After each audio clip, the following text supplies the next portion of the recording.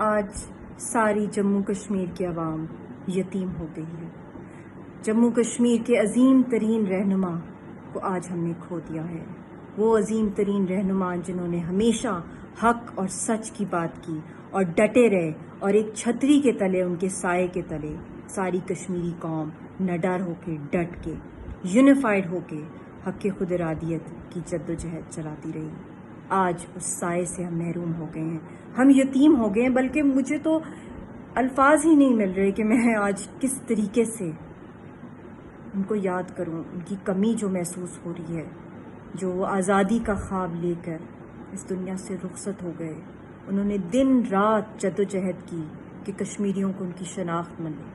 آزادی ملے، اور جو ان کی لازوال قربانیاں اور محبت پاکستان کے ساتھ اور پاکستانیوں کے ساتھ تھی۔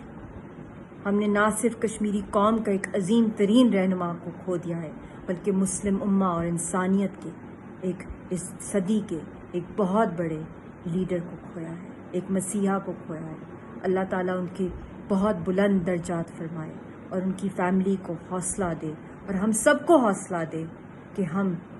اس خبر کو، جو اس افسوسناک رات کو جو ان کی وفات ہوئی ہے، ہم اس کو سہ سکیں اور ان کی جدوجہد کو اس